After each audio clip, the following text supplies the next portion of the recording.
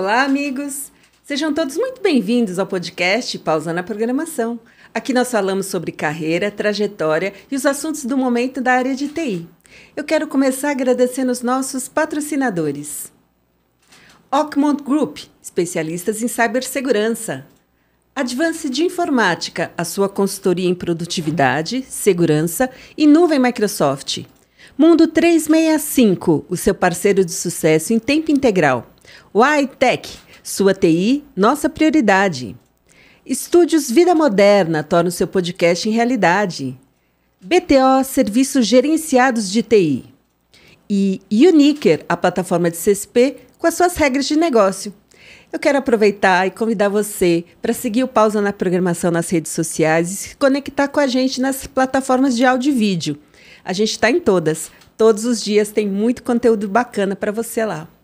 E eu quero hoje apresentar para vocês um convidado especialíssimo. Ele tem mais de 20 anos de experiência na área de TI. Otávio Argenton é Country Manager da SoftwareOne Brasil. Ao longo de sua trajetória, ele passou por 4 aquisições de empresas e ele se destaca pela busca contínua pelo conhecimento e excelência. Otávio, obrigada demais por você aceitar o nosso convite. Bom, primeiro é uma honra e um privilégio estar aqui. Agradeço muito o convite. Eu brinquei com você, Rô, que eu cheguei aqui e falei, nossa, eu só via vocês pela televisão, né, entre aspas. E então eu estou muito feliz de estar aqui, compartilhar um pouco da minha história, da minha visão sobre mercado e tudo mais.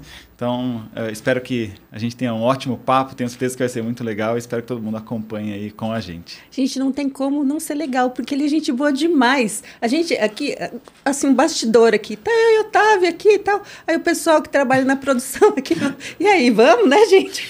Tem que começar uma hora, né? Porque a gente agarra no papo e fica conversando. É bom demais estar perto do Otávio, conversar com ele, um papo corre solto. Ele tem essa cara, né, de gente boa, ele é gente boa mesmo. Que bom, obrigado. É muito legal estar com você. Obrigada mesmo, Otávio. Obrigado a você. E eu queria começar perguntando para você da sua trajetória. Como que você começou a sua carreira? Vamos lá. Eu tenho uma história curiosa. Eu não era da área de TI e eu busquei a área de TI por uma razão específica.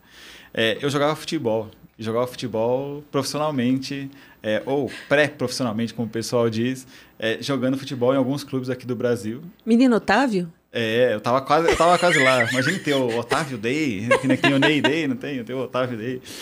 E quando eu jogava futebol, eu tinha um pré-contrato, cheguei a ter um pré-contrato com um time da Europa. Inclusive agora o time que foi recém-eliminado da Liga dos Campeões. Eu tinha um pré-contrato com esse time. Só que você não estava lá, né? Perderam essa oportunidade. Só que para eu chegar lá na Europa, naquela época, imagina, muitos anos atrás, não existia patrocinador, investidor, igual tem hoje, os agentes, famosos agentes de jogadores de futebol, né? Era o famoso patrocínio. Só que o meu patrocínio não tinha esse dinheiro para que eu viajasse lá e tivesse esse pré-contrato. Aí eu fui buscar uma área que pudesse me dar um dinheiro rápido para que eu juntasse esse dinheiro e pudesse viajar para a Europa. E aí, vendo os classificados de jornais, imagina, eu tinha lá aqui meus 15, 16 anos nessa época, eu vi que se você tirasse uma certificação da Novell, você poderia ganhar até X mil reais por mês. Eu falei, é lá mesmo que eu vou. Então eu busquei a área de tecnologia a priori para encontrar o dinheiro. Aí o pessoal fala, você encontrou esse dinheiro? Eu falei, ainda não.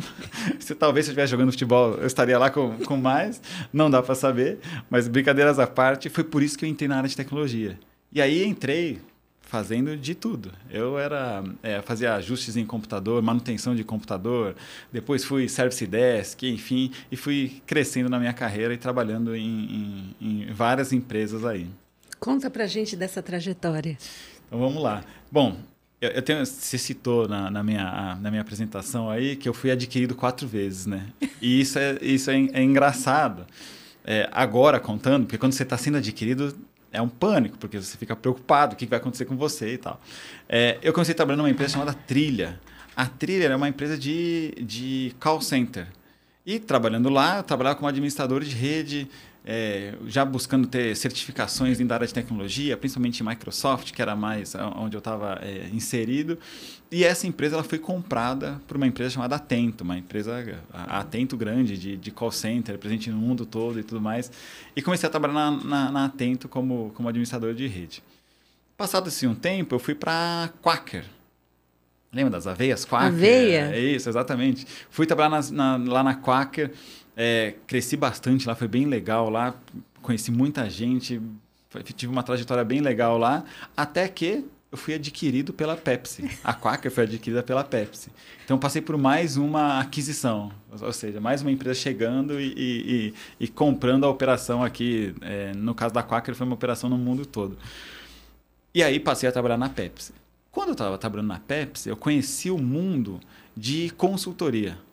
Porque a gente fez um projeto lá na PepsiCo de migração de Novell e de Lotus Notes para Microsoft e Exchange. E sem saber, você já estava, né? Eu já estava ali trilhando um caminho de consultoria. E conheci pessoas da Microsoft que eram consultores da Microsoft Consulting, que estavam fazendo o projeto lá na PepsiCo.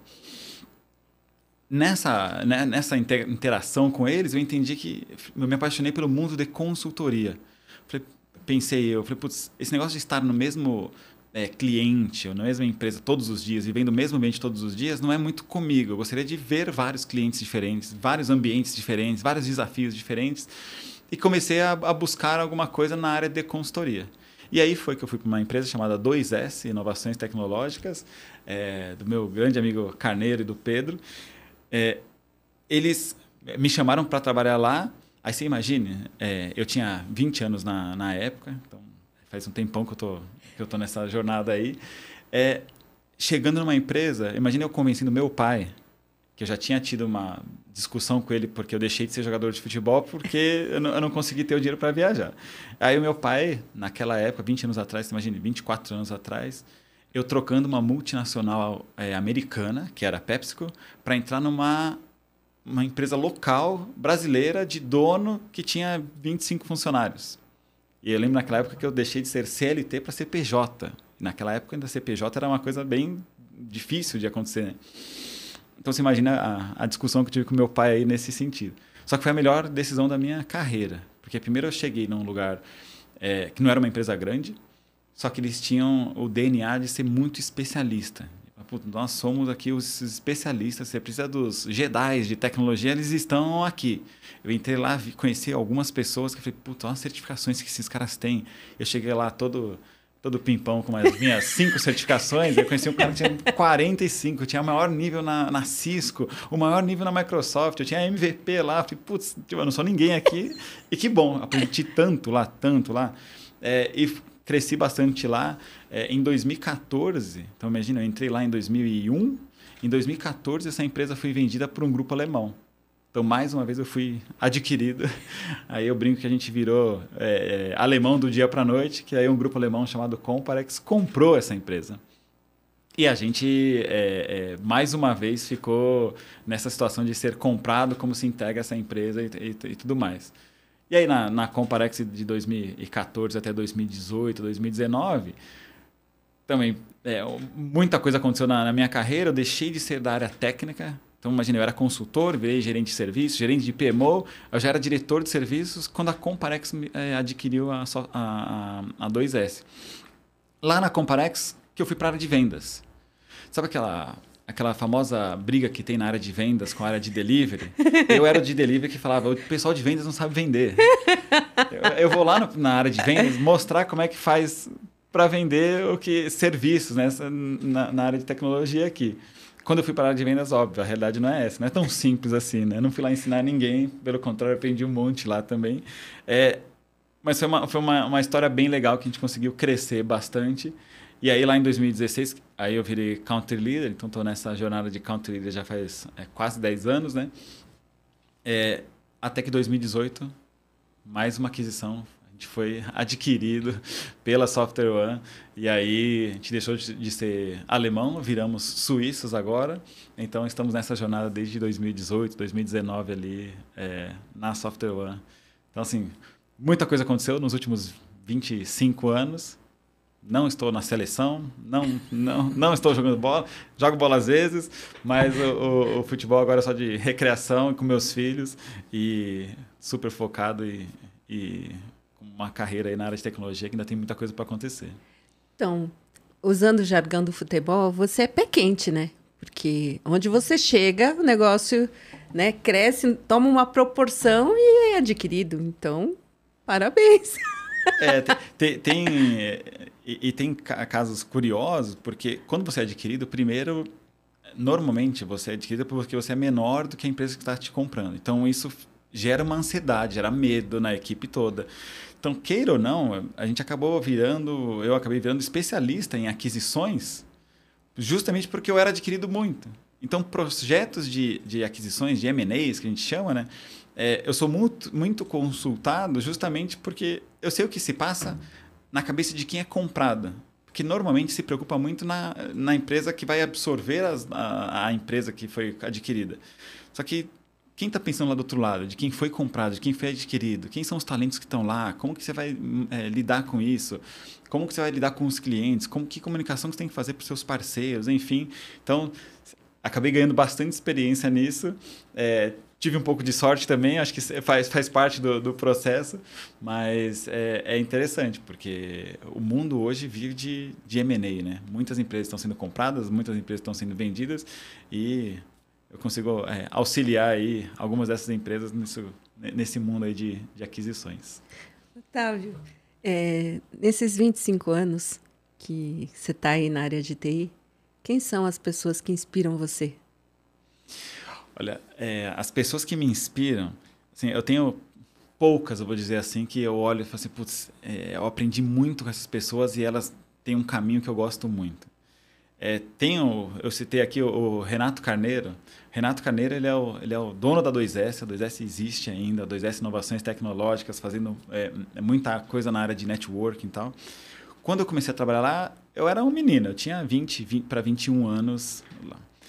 E eu aprendi desde o primeiro dia com ele de que as pessoas que estavam trabalhando na empresa, o bem-estar, elas estarem felizes, era a coisa mais importante que tinha que acontecer antes de qualquer negócio acontecer. Então, se os seus colaboradores não estiverem felizes e bem, você não consegue sair do outro lado, independente do que você quer fazer. Se você quer ser da área de tecnologia, se você quer ter um varejo, se você quer ter uma vendinha, um café, enfim, se os seus recursos ali não estiverem felizes, não estiverem bem, você não consegue fazer nada.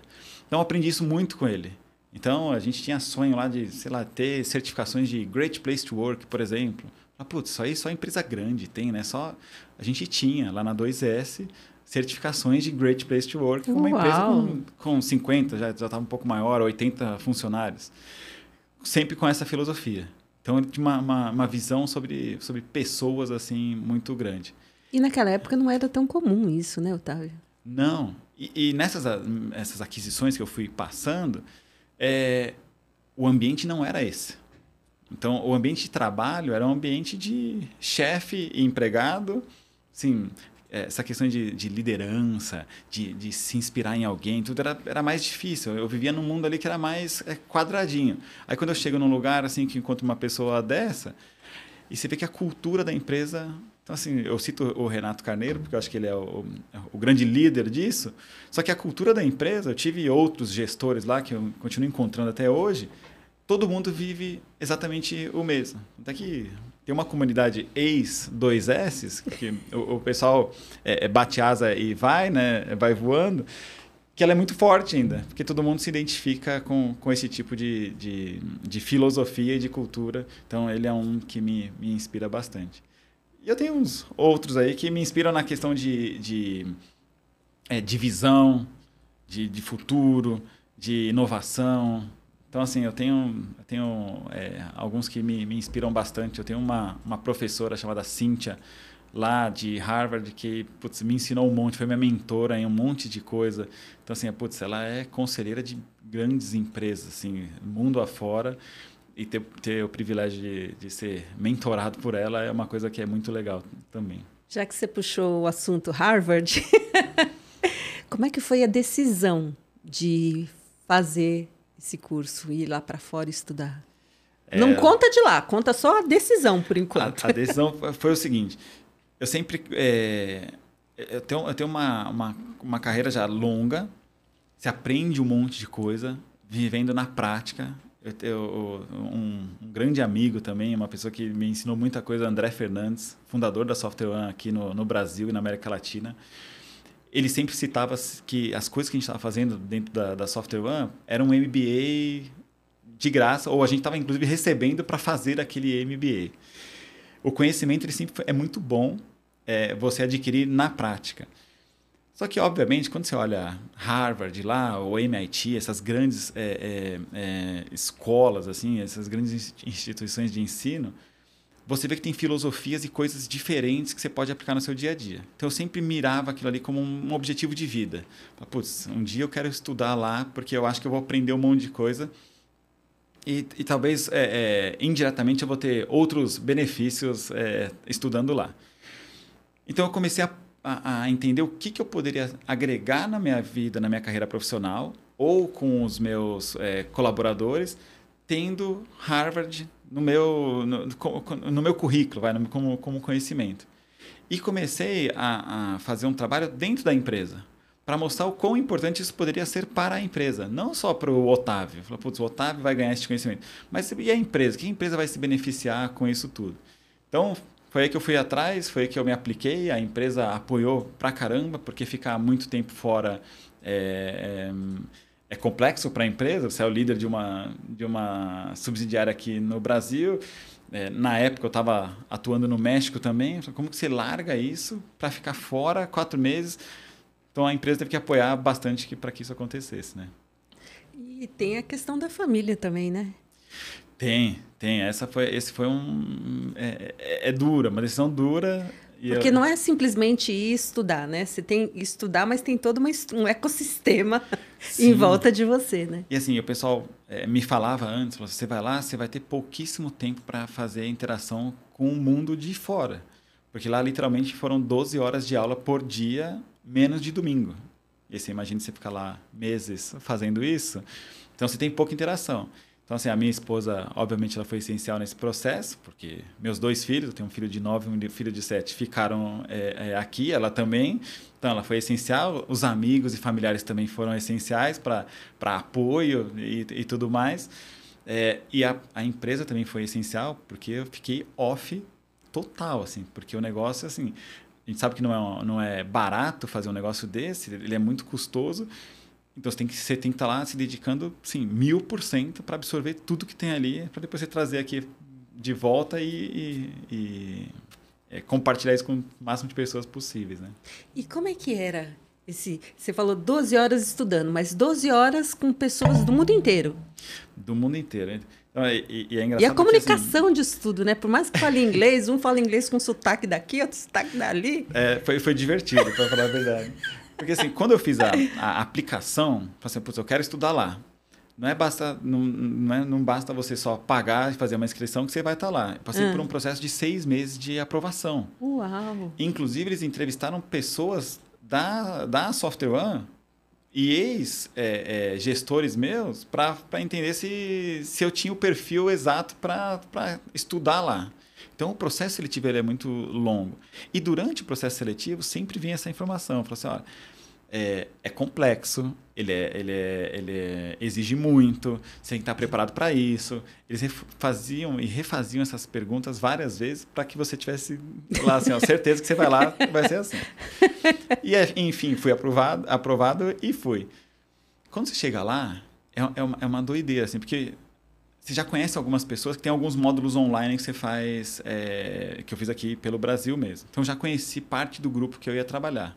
E o meu grupo tinha um indiano, uma pessoa de Taiwan, um espanhol, um americano e um francês. E eu, o brasileiro lá. A gente estava lá em 7. Era o único brasileiro? Não, nós estávamos em 3 brasileiros. Tá. 3 brasileiros. 4 brasileiros, porque tem um brasileiro que mora em Miami. A gente brinca que ele é brasileiro peronomútil, porque ele já estava lá fora.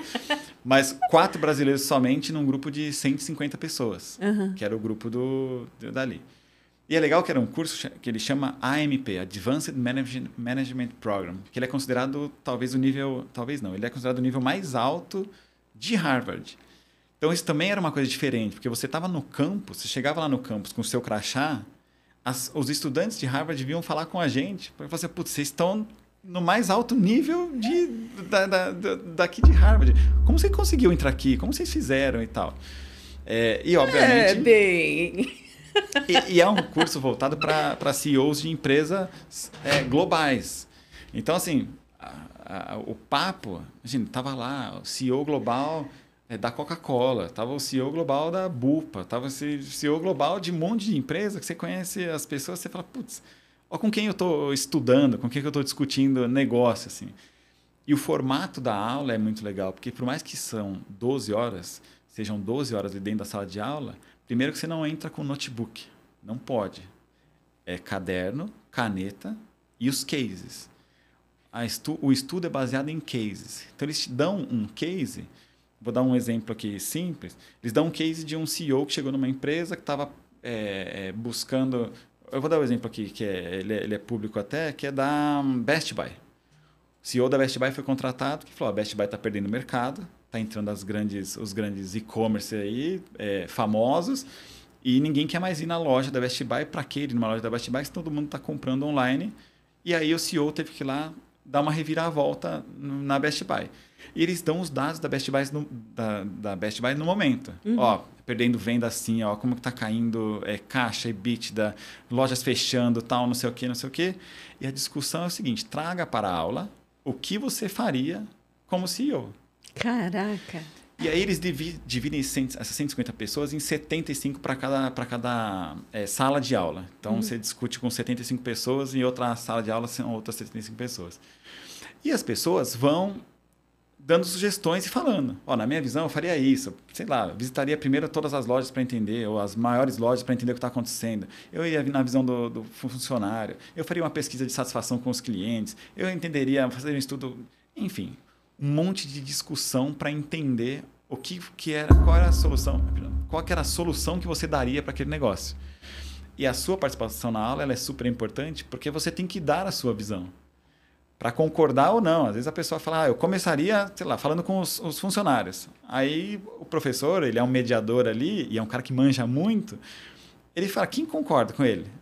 Aí o pessoal levanta a mão. Fala, você que não levantou a mão, que discorda, por que você não começaria por esse lado? Então gera super debates. Passa muito rápido. Então eu estou citando esse exemplo para mostrar que passa muito rápido. Porque passa 1h30 de aula discutindo esse caso, por exemplo, assim, e os últimos 10 minutos ele para a aula e ele fala o seguinte, agora vocês anotam os takeaways que vocês tiveram disso aqui para vocês discutirem à noite no grupo de vocês. Uau! Então assim, eram 4 cases por dia, basicamente. E passava muito rápido. Quando você via, já estava na hora do almoço, a gente almoçava. E aí, aquele negócio engraçado do campus, né? Que você vê na televisão, vê na internet, enfim. O pessoal no meio do campus estudando. Fala, não, esse campus desse tamanho, tem campo de futebol, tem um monte de coisa para fazer. O pessoal sentado na praça estudando. A gente se viu fazendo isso no primeiro dia. Porque à tarde a gente tinha que fazer um negócio. Então, na hora do almoço, você come alguma coisa já estudando. Porque é um negócio muito intenso, assim. Então, a filosofia é muito legal, porque você não trata só o conhecimento que você está adquirindo. Tem outros conhecimentos, outras coisas que eles fazem lá de mente, de físico, de preparação de reuniões e tudo mais, que normalmente você não vê em outros lugares. Eu tive aula de teatro lá, por exemplo, de posicionamento de palco, posicionamento de não sei o quê, como você cria storytelling, como você comunica. Enfim, é um negócio bem completo para que você atinja, acho que, um próximo nível, ali, um mais alto nível de gestão, comunicação e posicionamento, enfim. E as trocas são muito ricas, né? Porque Muito. 75 pessoas, com 2, muitas vezes a gente não consegue, né, se expressar ou chegar num consenso. Então, saber ouvir, ver a hora certa de falar, ver as diferentes culturas, as experiências. Teve um caso curioso lá, eu citei do presidente global da Coca-Cola, que ele estava lá, o CEO global. A gente estava, num dos cases lá, era uma discussão de preço. E ele deu a opinião dele e o professor perguntou, quem discorda? Quem que não faria isso? Então, basicamente, tinha uma estratégia lá que lançaram um novo produto no mercado e lançaram, sei lá, o produto premium a $80. E ele falou assim, eu discordo, acho que como é um produto premium, tinha que ser $120. Quem discorda disso? Aí o pessoal levantou a mão e eu levantei a mão. Você discordou? Porque eu achei, na minha visão, que tudo bem que era um produto premium, mas ia ser vendido num lugar que eu acho que o ticket médio não era para alguém pagar $120. E como era novo no mercado, essa era a minha visão. Deveria ser mais barato para justamente ganhar market share, ganhar... Então eram visões diferentes. E o professor me perguntou por que eu discordava do cara. Só que eu estou discordando do presidente global da Coca-Cola, não é de alguém qualquer. E é engraçado que gera esse debate. Aí ele põe o ponto de vista dele. Ele falou, não, mas entendi que o ticket médio, mas só que você tem omnichannel, você não vai vender só na farmácia, você vai vender online, você vai vender em tal lugar. Então é uma discussão muito rica, assim, ó, muito legal, assim. Então, assim, a experiência, ela é demais, assim. Eu recomendo para todo mundo. Putz, vale a pena. E você não para lá. Que tem muita coisa que acontece depois. Primeiro lá que você ganha uma conexão com gente de todo mundo. Então, eu tenho amigos em Dubai, eu tenho amigo na Europa, eu tenho amigo Ele é amigo do Estados presidente da Unidos. Coca-Cola. A gente tem um monte de gente que a gente conhece. Você pede dica. Você quer entender visão. Quando eu estava lá, isso foi em 2023, né? Foi finalzinho de 2023, estava muito começando o hype de inteligência artificial do jeito que a gente está vendo hoje. Então, teve uma discussão grande. A gente fez várias reuniões desde quando acabou esse curso até hoje, falando sobre esse tema, como isso está impactando. Então, você está lá, presidente da Enel estava lá, estava um monte de gente estava lá. Então, é bem legal, assim, foi uma experiência que eu recomendo e tem o ônus e o bônus. O ônus é a questão da família, você ficar fora e tal, mas tem que ter apoio, senão não funciona. No final, meus filhos foram lá para a formatura, minha esposa foi lá, ela fez uma surpresa para eles, não sabiam que eles iam me encontrar, então... Teve um vídeo lá, viralizou, inclusive na internet, eles me encontrando no aeroporto, eles não sabiam que eles iriam me encontrar, eles estavam achando que eles iam me encontrar em outro dia. Aí foi bem legal e tudo, assim, se você não tiver apoio, tanto da empresa quanto dos seus familiares e dos seus amigos, isso não rola. E como que esse curso lá em Harvard tem influenciado as suas decisões? Porque eu imagino que internamente foi um salto, né, Otávio? Assim, tem duas coisas super interessantes. Assim, ó. Primeiro que confirmou o que o André Fernandes falava, que a gente vive o MBA todo dia. Porque imagine que esses casos de M&A tem... Não sei se é o caso, tá, mas eu vou citar um exemplo qualquer aqui. Imagine que o presidente da Coca-Cola que estava lá, ele não passou por M&As. E quando tem uma matéria falando de M&As, ações importantes para fazer de M&A, eu colaborava pra caramba, porque eu passei por isso muitas vezes. Então, o que ele estava aprendendo, é só um exemplo hipotético, não sei se ele participou ou não, o que ele estava aprendendo ali, eu tinha uma experiência muito grande nisso.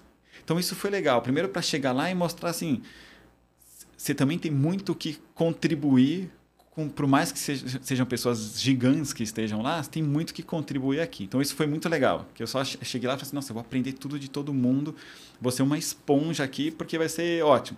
Não, eu consegui contribuir pra caramba com isso, isso foi muito legal. E a outra coisa que o que você aprende lá, o que você tem de visão de lá, uma das coisas que é obrigatória a gente fazer é disseminar isso. Então, as mentorias que eu dou, e a mentoria que eu digo tanto externa, mas interna, os one-on-ones com o time, tem muita coisa que a gente usa.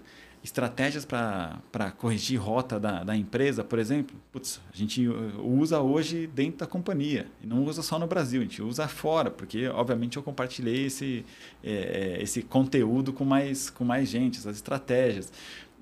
Muda o modo de relacionamento com as pessoas, muda o modo como você faz o balanço da vida pessoal com a vida profissional. Porque tem uma questão muito forte de cabeça, de resiliência, inteligência emocional. Não é só você pensar em estratégia, ser bom em estratégia. Tem um monte de outras coisas que tem que fazer parte disso. Então, assim, a gente traz muita coisa na bagagem, mesmo assim. E eu falo que é literalmente que eu tive que trazer uma mala só de livros e de coisas. Eu cheguei a fazer uma conta lá que a gente leu em um mês mais de 2.000 páginas entre livros e artigos em um mês Porque, assim, não é só ler, não é uma leitura. É ler, você toma nota, pensa na decisão, como é que você vai fazer, como é que você não vai fazer, discute com o seu time de 7, que eles dividem em grupos menores, para você ir na sala com 75 e explicar o que você está fazendo. Então, essa é uma dinâmica que a gente usa e aplica até hoje. E é interessante você trazer esses conceitos, porque a gente hoje aqui no Brasil vive muita polarização, independente do assunto, né? Um gosta do branco, outro gosta do amarelo, outro gosta do verde, outro gosta do azul, e parece que as pessoas são inimigas, né? Porque eu não estou no mesmo grupinho ali do branco, do azul, do amarelo. Exatamente. Nessas discussões, acho que não dá para ter isso, né? Porque você tem que ouvir um pensamento contrário do seu e talvez não chegar, né, numa conclusão, mas ouvir o ponto de vista e pensar sobre aquilo, né? Sim. E se imagina quando a gente estava lá, estourou a guerra Israel-Palestina, isso gerou uma pauta gigantesca lá, porque a gente tinha colegas de Israel, a gente tinha colegas do mundo inteiro lá. E isso ensina muito. A posição do professor de ser um mediador é muitas vezes o que a gente faz na empresa. Que às vezes eu brinquei aqui da área de vendas versus a área de entrega, né? Muitas vezes um gestor ele tem que ser este mediador. E ele não pode tomar partido, que é isso que você falou, não pode ser o verde ou o amarelo, enfim. Ele não pode tomar partido e ele tem que entender os dois lados, promover a discussão, talvez não se chegue a um consenso, mas todo mundo foi ouvido, todo mundo colocou aquilo em pauta, e a gente toma uma decisão baseada nos dados e fatos que tem ali. Então, assim... a gente vive essa polarização hoje, infelizmente. Só que se você não conseguir atuar como um mediador, isso funciona para a vida. Eu medio coisas todo dia com os meus filhos. Que é isso, é o café da manhã, não sei o quê. Eu medio coisas todo dia na empresa, entre áreas, com cliente, com parceiros, fornecedores e tudo mais. Então, se você viver só apontando para um lado... Eu não acredito em sucesso. Você vai ter insucesso, porque acho que você vai estar enviesado para alguma coisa que talvez não seja bom. Otávio, mudando um pouquinho de assunto, a gente falou sobre as aquisições, né? Que você participou de 4. Queria que você trouxesse um pouco da sua experiência, já que você também é bastante procurado para falar desse tema, sobre a questão da cultura, a questão da insegurança que você falou, que as pessoas têm quando são adquiridas. Queria que você explorasse um pouquinho esse assunto. Vamos lá. Esse é um assunto importante, porque normalmente quando você pensa em aquisição, uma empresa ela quer adquirir alguma outra empresa para compor portfólio ou para adquirir clientes, para ter alguma estratégia por trás aí. Só que as empresas são feitas de pessoas que fazem a cultura da empresa. Então não adianta você comprar uma empresa, eu posso comprar uma empresa qualquer, se eu não mapear a cultura dessa empresa antes, se eu não mapear quem são os principais colaboradores dessa empresa, quem são os talentos dessa empresa, se eu não mapear quais são as expectativas dessas pessoas dessa empresa, você pode comprar a melhor empresa que você entendeu que era para compor o seu portfólio ali, que isso vai morrer do dia para a noite se você não tiver tudo isso mapeado. Então, a gente tem um cuidado de, quando vai discutir sobre aquisições, merging acquisitions, né? De olhar, a primeira pergunta é, a cultura da empresa tem fit com a cultura da empresa que você está comprando? Porque se não tiver, não adianta. Não, assim, vai dar ruim. Ou, se não tiver, é possível suprir esse gap aqui de alguma maneira? Como que a gente traz essas pessoas para a nossa nova cultura, ou para a cultura que a gente espera? E acontece ao contrário, tá? Tem empresas que compram outras porque querem que a empresa adquirida implemente a cultura dela na empresa comprada. É muito doido isso, mas é isso. A gente teve... Eu participei de um caso desse real, que a filosofia de se atender um cliente de uma empresa de serviços ela é totalmente diferente da filosofia de cultura de uma empresa que está só revendendo um produto. Porque o ciclo de venda é diferente, o cliente tem que estar muito satisfeito com você, você não está só lidando com a área de compra, você está lidando com a área de negócio. Então, a cultura da área da empresa que foi adquirida, ela teve que suprir a cultura, ou substituir, ou somar na cultura da empresa que estava comprando, para que o sucesso do negócio acontecesse. Então, tem um cuidado muito grande quando você fala de merger and acquisition, para fazer integração de cultura, não perder talentos e as pessoas se sentirem confortáveis. Eu brinquei aqui que eu virei alemão do dia para a noite, quando uma empresa alemã comprou a gente. Imagine, uma empresa local, brasileira, 100 funcionários, adquirida por uma empresa que tinha, sei lá, 50 países, alemã, com regras de tudo muito bem estabelecidas e regras que deveriam ser normais para a gente, mas não normalmente são para nós brasileiros, de horário, dessas coisas, para eles, assim, super regrado, assim, super regrado. Então, você tem que se preocupar com isso para você não dar um tiro fora, sair pela culatra e você não fazer gastar um dinheirão numa aquisição e isso não ter sucesso. Sabe aquela frase, o mundo, o jogo virou, como é que é? O jogo virou, não é mesmo? Ih, esqueci a frase. O mundo mudou, não é mesmo? Isso, é essa frase? O mundo mudou, não é mesmo? O mundo gira, ou então tá tudo bem, mudou agora bem na minha vez. Tem um monte dessa. Mas o que eu quero trazer com isso é que agora você não está sendo mais comprado, né? Agora você está comprando. Isso é curioso, né?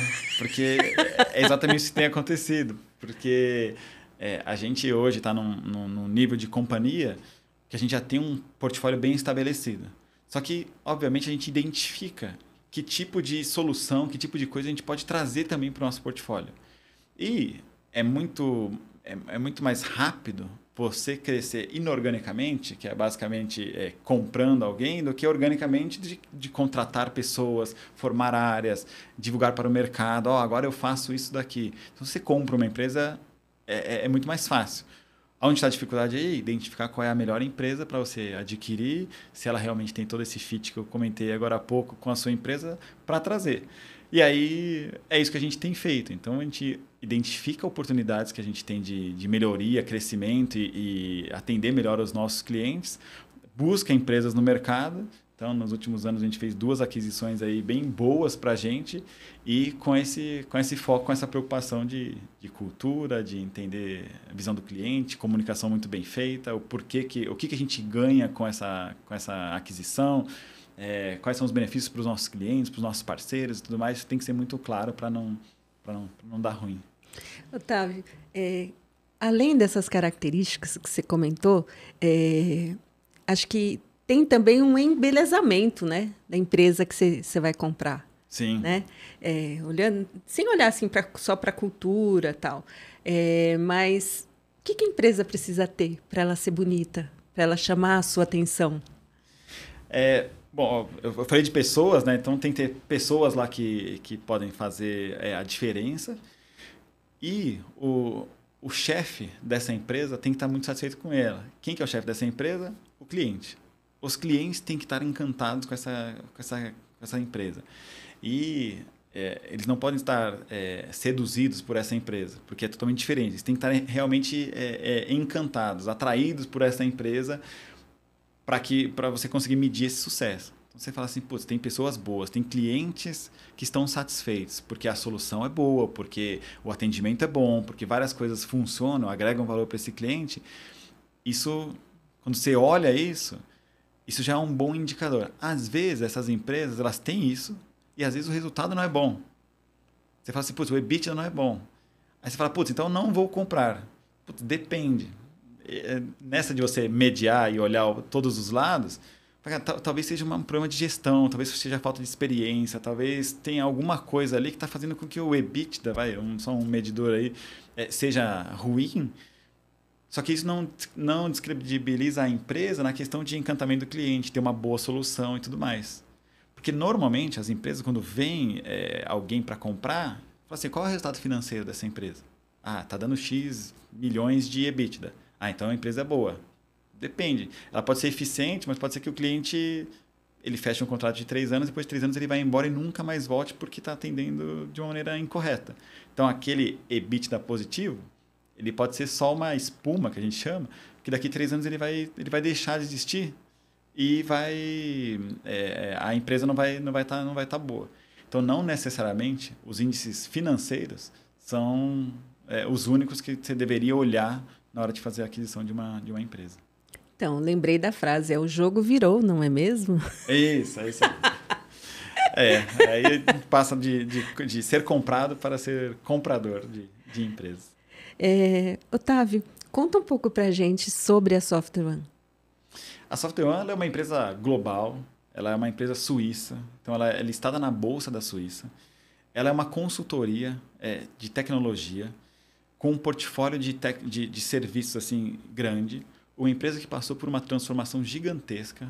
Você imagine que a empresa ela nasceu sendo uma revenda de produtos específicos, principalmente Microsoft. E a revenda de produtos, de soluções, ela não necessariamente traz valor para o cliente. Que o pessoal brinca, fala assim, por que eu vou comprar Windows de você e eu não posso comprar do lado que está, sei lá, vendendo mais barato? Qual que é a diferença? Se você está só revendendo, você não é o dono do Windows, é a Microsoft. Então, por que a SoftwareOne, eu deveria comprar da SoftwareOne?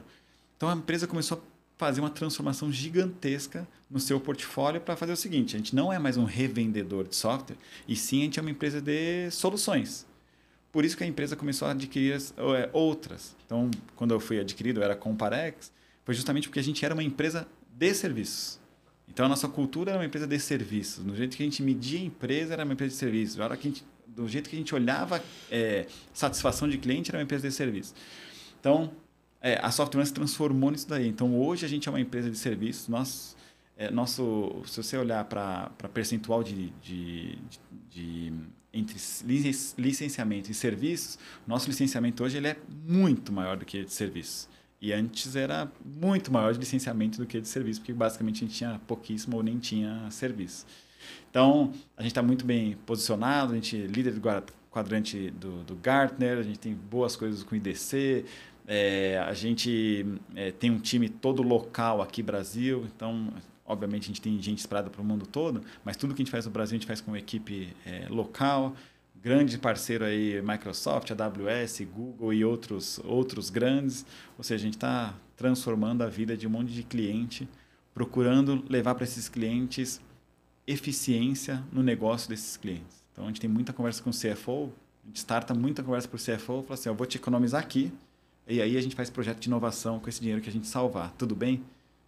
Música para os olhos, porque ele não precisa investir dinheiro na largada para você fazer um determinado projeto. Salva primeiro o dinheiro e depois a gente investe dinheiro em alguma outra coisa. Nossa, isso daí... música para os ouvidos. Exatamente. Né? Brilho nos olhos. Brilho nos olhos. E como é que, além dessa questão, né, financeira, como é que isso tem impactado os clientes e fornecedores de vocês? Porque é uma mudança importante, né? Na verdade, eu diria que poucas empresas aqui no Brasil têm conseguido fazer esse shift, né? Sim, é uma mudança importante. E eu acho que o grande medidor de sucesso é o quanto a gente tem conseguido impactar no negócio dos nossos clientes. Então, você imagina que se você faz um projeto para uma empresa que ela produz um determinado produto e por soluções que a gente tem de inteligência artificial, por exemplo, a gente consegue reduzir o desperdício na produção para uma empresa que produz determinada coisa, qualquer percentual que você economiza um dinheirão para aquela empresa. E a gente tem feito projetos que a gente está reduzindo, sei lá, 40% a perda que esse cliente tem ou a reprodução de coisas utilizando, por exemplo, inteligência artificial. Então, esse é o tipo de projeto que você mostra para o cliente e fala, ó, quanto custa esse projeto para você? Um percentual do que eu vou te economizar. Aí, putz, é ótimo. Aí você faz o projeto, ele melhora muito a questão de produção dele, ele melhora muito a eficiência da empresa, ele melhora o resultado da empresa por algo que a gente fez especificamente que está atingindo diretamente o negócio. Então, isso é uma conversa com o diretor de operações, com o diretor de fábrica de empresa, não necessariamente com a área de tecnologia. Dentro da tecnologia, a gente faz muita coisa. Migrações de ERPs para a nuvem, SAP, por exemplo. Então, a gente consegue medir isso através da satisfação dos nossos clientes. Então, eu acho que esse é o grande impacto que a gente tem causado. Se você está melhorando sua produtividade, sua eficiência, melhorando o resultado da empresa, deixando seus funcionários mais felizes e trabalhando em coisas mais legais, a gente faz isso muito com os agentes de inteligência artificial, deixa de fazer essa coisa chata, deixa que a inteligência artificial vai fazer para você os agentes que a gente está implementando aqui e você vai fazer coisas mais legais para a empresa, que vão trazer mais resultados para a empresa. Putz, a satisfação do cliente vai lá em cima, porque deixou de fazer o que era chato, deixa com a gente faz, ou com a inteligência artificial que faz, e eles estão desenhando novos projetos aí a rodo com seus clientes. Eu amei essa expressão, deixa de fazer o que é chato. Bem por aí. Né? Eu adorei. Otávio, o que você enxerga para os próximos anos que a gente vai ter de novas tecnologias? Como é que é a sua visão de futuro? Onde a gente vai estar daqui a 5 anos? Essa é uma pergunta boa. Perguntam para mim, quais são as tendências para os próximos anos? Tem tendência que ela nunca muda. Ou ela só evolui um pouco. Como, por exemplo, segurança. Então, a segurança não tem jeito. Se você não estiver preocupado com segurança, você vai ter um problema. Lembra lá no passado que a gente falava... a questão não é se você vai para a nuvem, é quando você vai para a nuvem. A questão de segurança não é se você vai ser atacado. É o que vai acontecer quando você for atacado. Porque você vai ser atacado. Então, isso é uma tendência que vai acontecer para o ano que vem, para 2026, para 2030, porque até num papo antes que a gente estava aqui nos bastidores, a gente falando de segurança, inteligência artificial. O que os atacantes estão ganhando de benefício com inteligência artificial é algo impressionante. Agora, quem está defendendo também tem que se reinventar para defender, porque esses ataques estão sendo muito mais fáceis de serem realizados. Então, segurança nunca vai deixar de estar aí. E inteligência artificial não é buzzword, não é palavra da moda, ela é uma realidade muito forte e quem está saindo atrasado já está sentindo os efeitos de ter saído atrasado nessa pegada. Então, o grande ponto é, que aí a gente fala bastante sobre isso, como implementar a inteligência artificial. Porque tem um monte de empresa que tem implementado inteligência artificial, mas de uma maneira incorreta. E a maneira incorreta te dá um problema não só em segurança, mas te dá um problema com custo, te dá um problema com vazamento de informação, que está relacionado à segurança, mas está relacionado à Lei Geral de Proteção de Dados. Tem um monte de coisa que está influenciando aí. Então, inteligência artificial vai ajudar um monte de coisa, só que as empresas têm que se preocupar com os passos anteriores de como implementar isso. Tem muita gente que pensa que quando a gente fala de inteligência artificial, pensa que é fazer perguntas, né? Trabalhar fazendo perguntas prompt, ali. Né? Como fazer bons prompts. Né? É muito mais do que isso, né, Otávio? Muito não é só mais. Usar ali o prompt. Muito mais. Tanto é que, assim... e esse é um erro comum que acontece. Tem muita gente procurando cursos de engenharia de prompt. Eles são importantes, eles são bons. Porque quanto mais você souber perguntar, colocar todas as variáveis que você quer, todas as condições que você quer, melhor a resposta que você vai ter. Só que a inteligência artificial não é só prompt. Eu citei esse caso de produção, é por imagem. A gente está olhando um produto que está sendo feito e olhando se está tendo defeito nesse produto. Se ele tiver, isso tudo automático. Ele volta para a máquina, ele reprograma a máquina e a máquina começa a produzir de novo sem aquele defeito. Isso é automático. A gente fez um projeto num cliente, numa universidade grande, para pegar reações dos alunos durante a aula, para ver qual é o engajamento do aluno. Putz, aquele aluno está indo mal. Por quê? Aí você vai olhar a aula, putz, ele está dormindo, ou ele está chegando atrasado, ou ele está colocando presença e indo embora. Agora, a presença é por tempo de permanência no aluno dentro da sala de aula. Não que ele foi lá e respondeu presença ou tudo mais. A inteligência artificial, por câmera, ela vê que aquele aluno está na aula 70%, presença para ele. Não precisa responder mais, chamada. Se ele estiver dormindo, ou se estiver desengajado, por que aquilo está acontecendo? É o professor que não está tendo uma didática boa para ensinar e por isso está desengajando os alunos? Você consegue ter um monte de informação. Isso não tem nada a ver com prompt. Então, tem um monte de coisa. Análise preditiva de coisas, ou o que a gente chama de generative AI, fazendo análises automáticas. Você fala assim, putz, nessa tendência que você está de vendas, por exemplo, você vai terminar o seu ano assim. Mas se você lançar um produto que atinja este público que você que tem mapeado aqui, você pode ter uma mudança no seu EBITDA, por exemplo, no seu resultado de tanto. Ninguém perguntou para a inteligência artificial. Ela sugeriu porque ela viu o comportamento do seu consumidor, estou dando exemplo de vários setores diferentes, e que te ajudam na tomada de decisão e ajudam a administrar o seu negócio. Então, assim, o prompt é importante? Ele é super importante. Tem bastante coisa de edição de imagem, de vídeo, que todo mundo começou a ver inteligência artificial por aí? Tem. Só que não é só isso. Tem mais um monte de outras coisas que você pode fazer e que dá muito benefício pro negócio. Parar de fazer coisas chatas. Parar de fazer coisa chata. É isso aí. Otávio, eu queria pedir para você olhar para aquela câmera e deixar uma mensagem para quem está ouvindo a gente agora, ou assistindo a gente.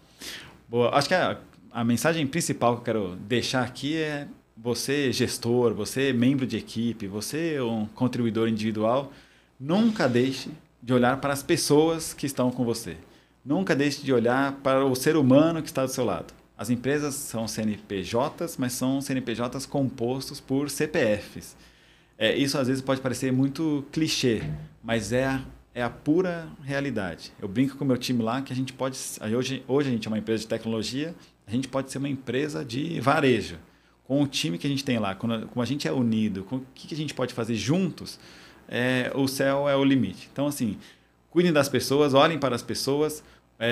Tem um mantra que a gente usa lá, ou uma forma que a gente usa lá de sucesso, que é cliente satisfeito, pessoas felizes, o resultado vai vir.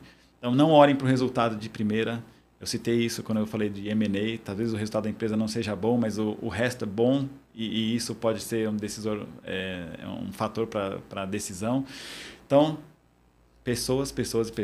Aprendi isso com meu grande amigo Renato Carneiro e espero que eu tenha dado esse recado para vocês, inspirado um pouco vocês a olhar para o time de vocês, olhar para os pares, fornecedores, parceiros, enfim, como pessoas e fazer negócios de gente para gente. Ai, que bacana. Negócio de gente para gente. Gostei. Otávio, queria entender com você como é o seu momento pausa na programação. A hora que você relaxa, recarrega a sua energia, para estar sempre desse jeito. Gente, ele está sempre... Eu conheço o Otávio há tantos anos, eu nunca vi você, sabe, tipo, de cara fechada. Você está sempre sorrindo, alegre, para cima. Isso faz parte de uma filosofia que eu tenho. Aprendi antes de ir para Harvard, mas é uma filosofia de Harvard, que é fazer gestão da sua energia e não gestão do seu tempo. Porque daí você arruma tempo para fazer qualquer coisa se você está com a energia boa. O que eu faço na minha pausa na programação é recarregar minha energia e eu recarrego com a família. Assim, a minha família, a gente costuma brincar que a gente se basta. Quem é a gente? Minha esposa, meus 2 filhos, a gente é muito unido, a gente faz muita coisa juntos ali. Então, desde em jogo de futebol, ir para a praia, ir viajar, fazer as coisas, a gente gosta muito de estar junto e é ali que a gente se recarrega. Então, o meu momento pausa na programação é estar com a minha família, estar com amigos, fazer as coisas que a gente gosta. A gente o bom que a gente está bastante tempo junto, né? Eu e minha esposa, a gente está mais de 20 anos juntos, 24 anos juntos.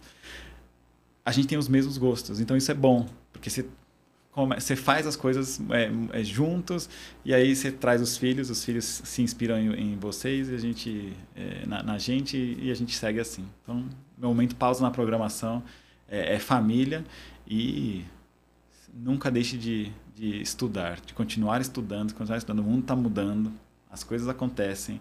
A gente falou aqui de inteligência artificial, a gente falou de um monte de coisa. Os meus filhos já vivem nesse mundo. Tem coisa que eles questionam por que eles precisam fazer aquilo que se a Alexa já responde. Eles não precisam aprender. Então, a gente precisa continuar estudando, porque essa nova geração está chegando. Eles estão nascendo num mundo totalmente diferente. E se a gente não estiver junto ali, talvez as coisas não funcionem do jeito que a gente gostaria. Então, meu momento pausa na programação, família, amigos e continuar estudando. Como diz o Dado Schneider, né? Bem na minha vez, né? Bem na minha vez. É exatamente isso. Que é isso. Porque meu filho pergunta, tá aqui estudar matemática. É só perguntar para a Alexa que ela responde. Ele não deixa de ter razão, né? Otávio, muito obrigada. Foi demais conversar com você, tá perto. Obrigada. Prazer todo meu e fiquei muito feliz de novo e honrado de estar aqui, compartilhar um pouco. Espero que tenha sido proveitoso e pode me chamar de novo que eu venho.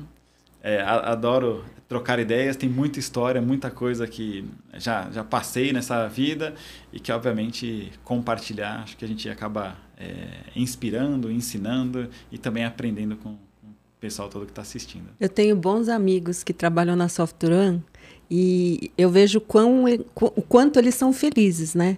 Eu fiz um podcast com a André Araújo, também maravilhosa, falando sobre consultoria de estilo, falando sobre disciplina. Gente do céu, aquela mulher, ela é organizadíssima, num nível assim que você verdade. fala assim, caraca, né? Eu falei para ela, André, eu preciso ser... Não precisa nem metade, só um pouquinho dessa organização que você tem, já estava bom. Conversei também com Wesley Fernandes aqui, que a gente falou bastante sobre Microsoft Consulting. Falamos da vaca voadora. Wesley, um abraço para você, foi maravilhoso essa conversa. Então, assim, espero que a gente tenha outras oportunidades de estar junto. Obrigada mesmo, viu? Maravilha, obrigado. Obrigado a todos vocês também. Bom, meu amigo, minha amiga, você que esteve com a gente aqui até agora, muito obrigada pelo seu tempo, pela sua audiência. Dá uma olhada nos nossos patrocinadores, confere a gente nas redes sociais. Até a próxima semana. Obrigada. Tchau, tchau.